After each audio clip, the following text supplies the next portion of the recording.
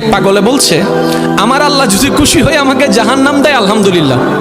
এবার শিক্ষিত সমাজ যারা আমাদের মতো কিছু আছে না, বেশি পণ্ডিত, এবার যাই বলতেছে সবাই চাই জান্নাতে যাইতে, এই পাগলে চাই জাহান্নামে যাইতে। কত বড় গাদা। পাগলে মুস্কি হেসে বলে যায়, হ্যাঁ ঠিকই বলছেন, আপনাদের মতো সুস্থ আমি হতে চাই না, এই পাগলেই থাকতে চাই।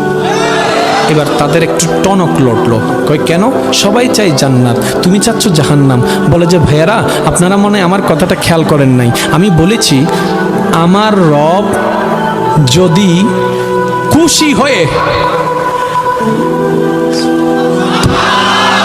আমার রব যদি খুশি হয়ে আমাকে জাহান্নাম দেয় আমি সেটাও নিতে রাজি। বলে যে এখনো বুঝলাম না।